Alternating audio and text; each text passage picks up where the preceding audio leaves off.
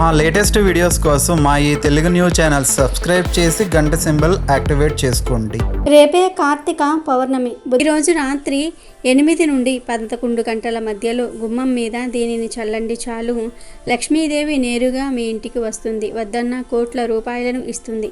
మీ దరిద్రాలను లాగేసుకుంటుంది. అదృష్టాన్ని ఇస్తుంది. అంతేకాదు ఈరోజు రాత్రి గుమ్మం మీద దీనిని చల్లటం వలన మీకు ఉండే కష్టాలన్నీ కూడా పోతాయి. చక్కటి ఐశ్వర్యం కలుగుతుంది. కాబట్టి అందరూ ఎంతో శక్తివంతమైన ఈ పౌర్ణమి రోజున గుమ్మం దగ్గర దీనిని చల్లుకోండి. మీకంతా మంచే జరుగుతుంది. అష్టైశ్వర్యాలు సిద్ధిస్తాయి. ఎనలేని సంపదలు మీ సొంతమవుతాయి. మీకు ఉండే ఎలాంటి ధన సమస్య అయినా సరే తొలగిపోతుంది. అంటే అప్పులు కావచ్చు, లోన్స్ పడక ఎదురు చూసేవారు, సంపాదించిందంతా ఖర్చయిపోతుంది అని బాధపడేవారు, సంపాదన పెరగాలని కోరుకునేవారు, సంపాదన నిలవాలి అని అనుకునేవారు, ఇలా అందరూ కూడా ఈ పరిహారాన్ని చేసుకోవచ్చు. ఎవరు చేసినా అద్భుతమైన ఫలితాలు వస్తాయి. ఆడవారు, మగవారు, పెళ్ళైన వారు, పెళ్ళవని వారు అనే ఎటువంటి భేదాలు లేవు. ఎవరైనా సరే పరిహారం చేసుకోవచ్చు. మరి ఇంతకీ ఈ పౌర్ణమి రోజు గుమ్మం మీద ఏం చల్లాలి అనే విషయాన్ని ఇప్పుడు మనం ఈ వీడియోలో వివరంగా తెలుసుకుందాము. ఫ్రెండ్స్, ఫస్ట్ అయితే హర హర మహాదేవ శంభో శంకర అని కామెంట్ చేయండి. అలాగే ఈ వీడియోకి ఒక లైక్ కొట్టి మా ఛానల్ని కూడా సబ్స్క్రైబ్ చేసుకొని మాకు సపోర్ట్ చేయండి. ఇంకా పౌర్ణమి రోజు గుమ్మం మీద ఏం చల్లాలి అనే విషయానికి వస్తే, కొంతమంది ఎప్పుడూ దరిద్రంతో బాధపడుతూ ఉంటారు. ధన సమస్యలను ఎదుర్కొంటూ ఉంటారు. లక్ష్మీదేవి అనుగ్రహం లేదని బాధపడిపోతూ ఉంటారు. ఒక్కసారి ఈ పరిహారం చేసుకుంటే చాలా చక్కటి రిజల్ట్ వస్తుంది.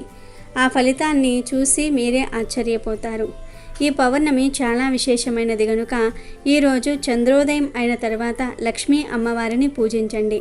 సింపుల్గా అమ్మకు పూజ చేసుకొని దానిమ్మ పండును లేదా దానిమ్మ గింజలను నివేదన చేయండి. తర్వాత ఆ దానిమ్మ గింజలను ప్రసాదంగా స్వీకరించండి.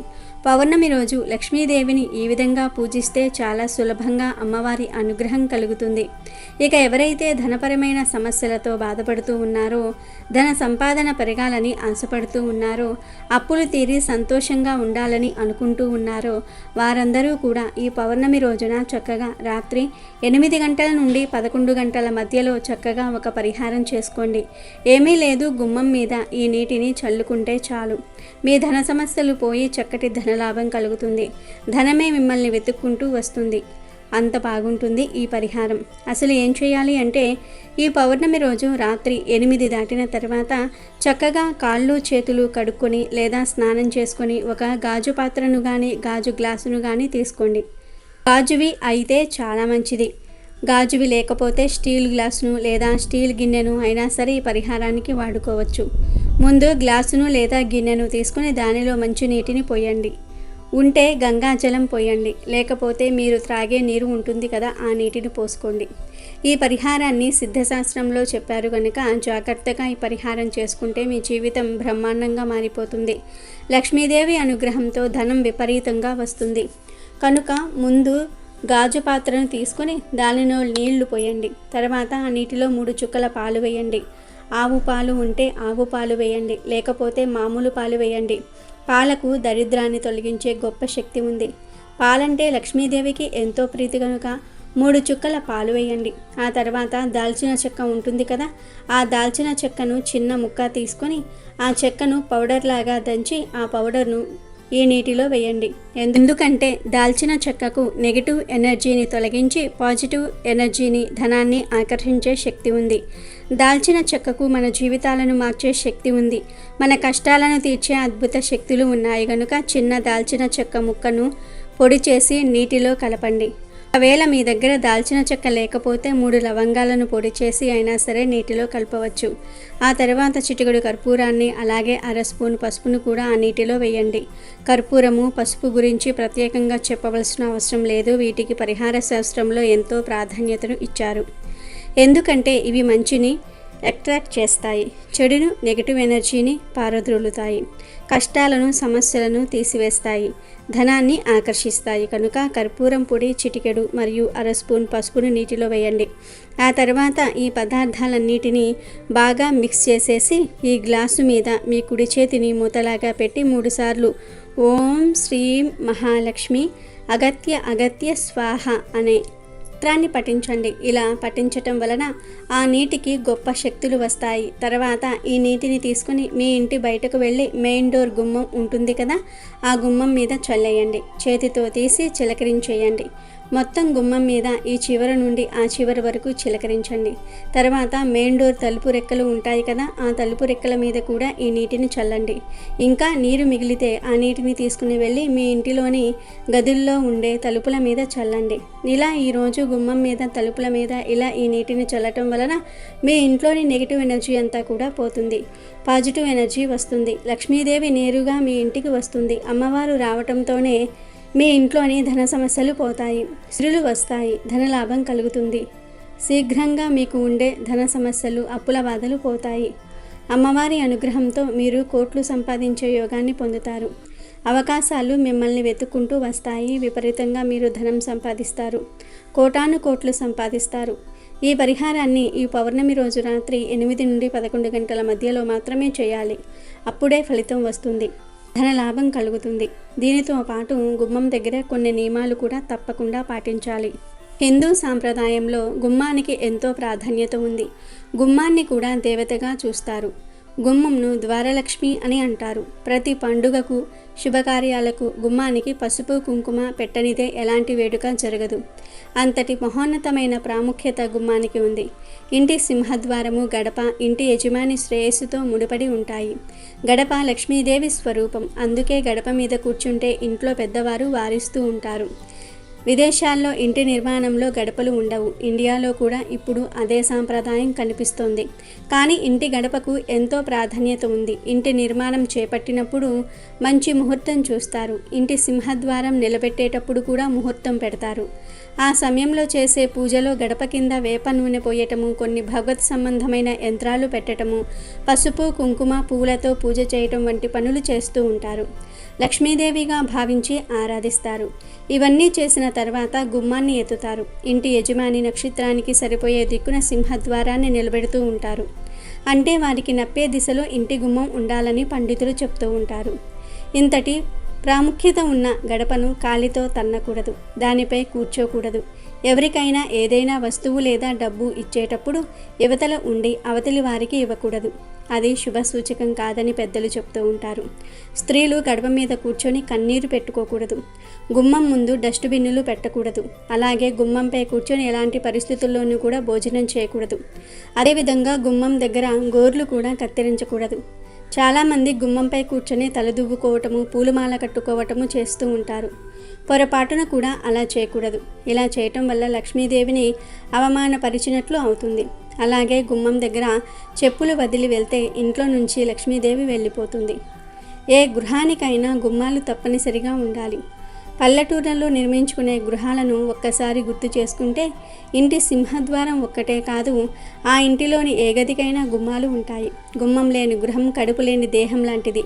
పెదాలు లేని నోరులాగే ఉంటుంది. ఒక కుటుంబం క్షేమంగా ఉండడానికి చేయవలసిన పూజల్లో ముఖ్యమైనవి 2. 1 ఇలవేల్పును కొలుచుకోవటము, 2 ఇంటి ప్రధాన గుమ్మం గడపకు పూజ చేయటం. గుమ్మం ఇంటికి శ్రీరామ రక్ష. అందుకనే గుమ్మానికి పసుపు కుంకుమలతో అలంకరించమని మన పెద్దలు చెప్పారు.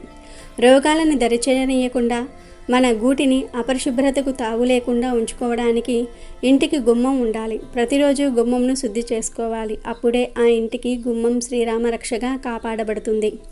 కనుక మీరు కూడా గుమ్మం విషయంలో ఈ నియమాలను పాటించండి. పౌర్ణమి రోజు ఇప్పుడు మనం చెప్పుకున్న పరిహారాన్ని చేసి లక్ష్మీదేవి అనుగ్రహంతో సకల ఐశ్వర్యాలను పొంది ఆనందంగా జీవించండి. ఈ పూర్ణిమ రోజున పరమశివుడు త్రిపురాసురుడు అనే రాక్షసుని సంహరించినట్లుగా మనకు పురాణాల ప్రకారం చెప్పబడింది. పురాణాల ప్రకారం తారకాసురుడు అనే రాక్షసుడు ఉండేవాడు. అతనికి 3 కుమారులు, తారక్ష, కమలాక్ష, విద్యున్, మాలి. అయితే శివుని పెద్ద కుమారుడు అయిన కార్తికేయుడు తారకాసురుని సంహరిస్తాడు. తండ్రి హత్య వార్త విని 3 కొడుకులు చాలా బాధపడతారు. 3 కలిసి బ్రహ్మదేవుని వరం కోరుకునేందుకు కఠోర తపస్సు చేస్తారు. బ్రహ్మ 3 తపస్సుకు మెచ్చి ప్రత్యక్షమే ఏం వరం కావాలో కోరుకోమంటాడు. 3 కూడా బ్రహ్మను చిరంజీవిగా ఉండేలాగా వరం అడుగుతారు. అయితే బ్రహ్మ అది సాధ్యం కాదు, ఇంకేదైనా వరం అడగమని చెప్తాడు. అప్పుడు ఆ 3 వేరే వరం గురించి ఆలోచించి ఈసారి బ్రహ్మను 3 వేరువేరు నగరాలను నిర్మించమని కోరుతారు. అందులో ముగ్గురు కూర్చొని మొత్తం భూమి ఆకాశంలో తిరుగుతామని, 1000 ఏళ్ల తర్వాత ముగ్గురు కలుసుకుని ముగ్గురి నగరాలు ఒక్కటయ్యాక ఆ 3 నగరాలను ఒకే బాణంతో ధ్వంసం చేసే సత్తా ఉన్న ఆ దేవుడే తమ చావుకు కారణం కావాలని కోరుకున్నారు. బ్రహ్మ వాళ్లకు ఆ వరం ఇచ్చేస్తాడు. వరం పొందిన తర్వాత ముగ్గురు చాలా సంతోషిస్తారు. బ్రహ్మ వారికి నగరాలను నిర్మించి వారికి ఇస్తాడు. తారక్షకు బంగారు నగరము, కమలాక్ష కోసం వెండి, విద్యున్మాలి కోసం ఇనుముతో నగరాన్ని నిర్మించాడు. ఇక వారు ముగ్గురు కలిసి 3 లోకాలపై దండెత్తి 3 లోకాలను సొంతం చేసుకున్నారు. ఈ ముగ్గురు రాక్షసులను చూసి ఇంద్రుడు భయపడి శంకర్ను శరణు కోరతాడు. ఇంద్రుని మాటలు విన్న శివుడు ఈ రాక్షసులను సంహరించడానికి ఒక దివ్యమైన రథాన్ని నిర్మించాడు. ఈ దివ్య రథం అంతా దేవుళ్లతో తయారు చేయబడింది. చంద్రుడు, సూర్యుడు మరియు ఇంద్రుడు ఆ రథానికి చక్రాలుగా మారారు. వరుణుడు, యమ, కుబేరులు రథానికి 4 గుర్రాలు అయ్యారు. హిమాలయాలు విల్లుగా మారాయి. అగ్నిదేవుడు బాణంగా మారాడు. ఈ దివ్యమైన రథాన్ని శివుడు స్వయంగా అధిరోహించాడు. ముగ్గురు సోదరులు దేవతలు చేసిన ఈ రథానికి మధ్య భీకర యుద్ధం జరిగింది. ఆ ప్రత్యేక రథంలో శివుడు బాణం వదిలి ముగ్గురిని నాశనం చేశాడు. ఆ ముగ్గురు రాక్షసులను శివుడు సంహరించటంతో ఆయనను త్రిపురారి అని పిలిచారు దేవతలంతా. ఈ సంహారం కార్తీక మాసం పౌర్ణమి నాడు జరిగింది కాబట్టి ఈ రోజును త్రిపురి పూర్ణిమ అని కూడా అంటారు. ఈరోజు స్త్రీలు, పురుషులు అందరూ కూడా ఉదయాన్నే లేచి చన్నీటి స్నానం చేయాలి. ఆరోగ్య సమస్యలు ఉన్నవారు గోరువెచ్చని నీటితో స్నానం చేసినా దోషమేమీ లేదు. ఇలా ఉదయాన్నే లేచి స్త్రీలు ఇల్లు శుభ్రం చేసుకుని ఇంటి ముందు ముగ్గులు పెట్టుకోవాలి. గుమ్మానికి పసుపు కుంకుమ రాసి అలంకరించుకోవాలి. కార్తీక పౌర్ణమి రోజు ఇంటిని అలంకరించుకుంటే గౌరీదేవి అనుగ్రహం కలుగుతుంది. కార్తీక పౌర్ణమి రోజు నూనె, ఎండుమిరపకాయలను, ఉప్పును, ఇనుప వస్తువులను పొరపాటున కూడా కొన్ని ఇంటికి తీసుకురాకూడదు. రోజు ఈ వస్తువులు కొని ఇంటికి తెస్తే వాటి వెంటే దరిద్రము, కష్టాలు ఇంట్లోకి ప్రవేశిస్తాయి. కనుక ఈరోజు ఎవరు ఈ వస్తువులను కొనుగోలు చేయవద్దు. అలాగే ఈరోజు మారేడు చెట్టు కనిపిస్తే ఆ మారేడు చెట్టు మొదట్లో ఒక చెంబుడు నీళ్లు పోయండి. అలా పోస్తే జాతకంలో ఉండే దోషాలు పోతాయి, వివాహ దోషాలు పోతాయి. అలాగే ఈ కార్తీక పౌర్ణమి నాడు తులసి చెట్టును పూజించిన వారికి 1,000,000 జన్మల పుణ్యఫలం లభిస్తుంది. కనుక ఈరోజు ఉదయం సూర్యోదయ సమయంలో కానీ లేదా సాయంత్రం సూర్యాస్తమయ సమయంలో కానీ తులసి కోట ముందు నెయ్యి దీపం వెలిగించి తులసి చుట్టూ 3 ప్రదక్షిణాలు చేసి తులసి మాతకు నమస్కారం చేస్తే మీ మనసులో ఏది కోరుకున్నా సరే అది ఖచ్చితంగా నెరవేరుతుంది. లక్ష్మీదేవి అనుగ్రహంతో మీ ఇల్లంతా ఐశ్వర్యంతో నిండిపోతుంది. కార్తీక పౌర్ణమి అనేది కార్తీక మాసంలోని అత్యంత పవిత్రమైన రోజు. ఈ మాసంలో ఏ పండుగకు పూజ చేయనివారు, ఉపవాసం ఉండనివారు, కనీసం దీపం కూడా పెట్టనివారు ఈ పౌర్ణమి ఒక్కరోజు ఉపవాసం ఉండి దీపం పెట్టుకుని పూజ చేసుకుంటే కార్తీక మాసమంతా ఉపవాసాలు, పూజలు, దీపారాధన చేసిన ఫలితం వస్తుంది. అలాగే ఈరోజు 365 ఒత్తుల దీపాన్ని పెడితే సంవత్సరమంతా దీపారాధన చేసిన ఫలితం వస్తుంది. ఈ కార్తీక పౌర్ణమి రోజు ఉదయం 5 నుండి 6 గంటల 9 నిమిషాల లోపు కార్తీక స్నానం చేయాలి. అలా చేస్తే మహాపుణ్యం వస్తుంది. ఇలా స్నానం చేసిన తర్వాత 7 గంటల 11 నిమిషాల్లోపు ఇంట్లో మరియు తులసి కోట దగ్గర దీపం పెట్టుకోవాలి. గుడిలో దీపం పెట్టాలి అనుకునేవారు ఈరోజు ఉదయం 6 నుండి 7 గంటల మధ్యలో కానీ లేదా సాయంత్రం 6 నుండి 8 గంటల మధ్యలో కానీ దీపం పెట్టాలి. అంటే మీ వీలును బట్టి ఉదయం లేదా సాయంత్రం ఎప్పుడైనా సరే గుడిలో దీపం పెట్టుకోవచ్చు.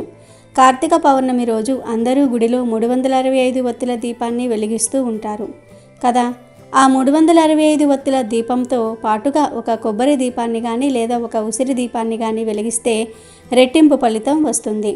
అలాగే కార్తీక పౌర్ణమి రోజు ఎవరికీ పెరుగును కానీ పాలను కానీ దానంగా ఇవ్వకూడదు. ఇరుగింటి వారికి, పొరుగింటి వారికి అప్పుగా కూడా ఇవ్వకూడదు. కార్తీక పౌర్ణమి రోజు పెరుగును, పాలను బయటకు పంపితే లక్ష్మీదేవి కూడా బయటకు వెళ్ళిపోతుంది. కాబట్టి కార్తీక పౌర్ణమి రోజు పాలను, పెరుగును ఎవరికీ ఇవ్వకండి. పౌర్ణమి నాడు చంద్రుడు కృతికా నక్షత్రానికి సమీపంలో సంచరించుతూ ఉండడం వలన ఈ మాసానికి కార్తీక మాసం అనే పేరు వచ్చింది. ఈ మాసంలో వచ్చే పౌర్ణమి అత్యంత పవిత్రమైనది. కార్తీక మాసంలో వచ్చే పౌర్ణమి హిందువులకు పరమ పవిత్రమైన రోజు. ఇది మహాశివరాత్రితో సమానమైన పుణ్యదినం. ఈ పర్వదినాన్ని త్రిపురి పూర్ణిమ, దేవ దీపావళి అని కూడా అంటారు. దేవతలు కార్తీక పౌర్ణమి నాడు దీపావళి పండుగ జరుపుకుంటూ ఉంటారు. అందుకే దీనిని దేవ దీపావళి అని కూడా పిలుస్తూ ఉంటారు. మహాభారత కథనాన్ని అనుసరించి కార్తికేయుడు తారకాసురుని సంహరించిన రోజే కార్తీక పౌర్ణమి. ప్రజలను నానా రకాలుగా హింసిస్తున్న తారకాసురుడు ఇక లేడన్న ఆనందంతో దీపాలు వెలిగించి సంబరం చేసుకున్నారు. 1000 ఏళ్ల రాక్షసుల పాలన అంతరించిన శుభ సందర్భంగా మహాశివుడు తాండవం చేశాడని పురాణాలు చెప్తూ ఉన్నాయి. కార్తీక పౌర్ణమి అటు శివుడికి ఇటు విష్ణుమూర్తికి కూడా ప్రియమైన రోజు. ఈ రోజున దీపం వెలిగిస్తే మనం తెలిసి తెలియక చేసే పాపాలన్నీ కూడా హరించుకుపోతాయి. కార్తీక పౌర్ణమి రోజున రుద్రాభిషేకం చేయిస్తారు. మాసాలన్నిటిలోనూ పరమ పావనమైన కార్తీక మాసంలో వచ్చే పౌర్ణమి అత్యంత ప్రాధాన్యం సంతరించుకుంటుంది. శివ విష్ణువులిద్దరికీ కూడా ఎంతో ప్రీతికరమైన ఈ కార్తీక పౌర్ణమిని శరత్ పూర్ణిమ, త్రిపుర పూర్ణిమ అని పిలుస్తారు. కార్తికేయుడు జన్మించిన కృతికా నక్షత్రంలోనే కార్తీక పౌర్ణమి పర్వదినం వస్తుంది.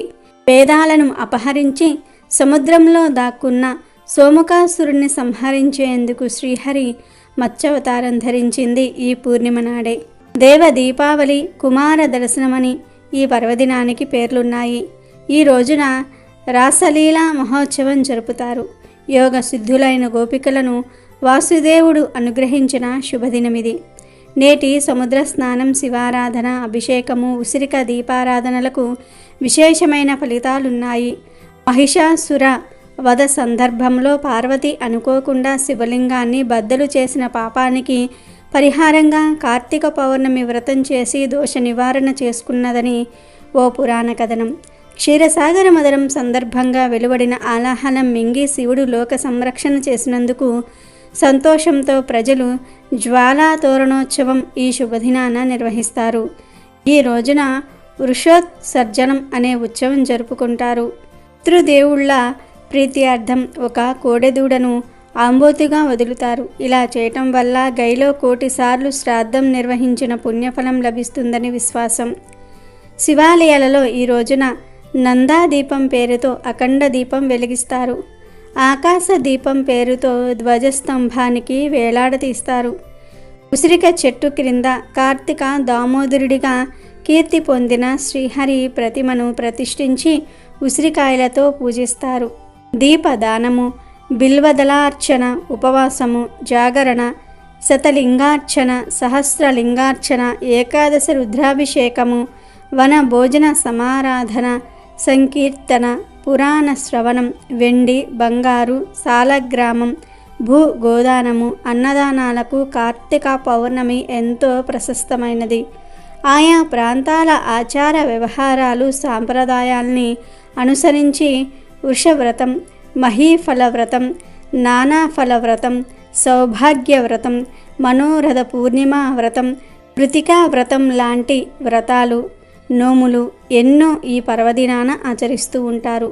శైవ వైష్ణవ ఆలయాలలో ఎంతో శభారక్తికంగా జరిగే జప, తప, దీపారాధన, పూజాదికాలకు అక్షయ ఫలితాలను ఇచ్చే ఆధ్యాత్మిక అలౌకిక శక్తుల సమాహార పర్వదినం ఈ కార్తీక పౌర్ణమి. కార్తీక పౌర్ణమి రోజున మహిళలు పగలంతా ఉపవసించి రాత్రి దీపారాధనకు తర్వాత భోజనం చేసుకోవటం ఆచారం. కార్తీక పౌర్ణమి రాత్రి దీపారాధన చేశాక చలిమిడిని చంద్రుడికి నివేదించి పలహారంగా స్వీకరించాలని శాస్త్రోక్తి.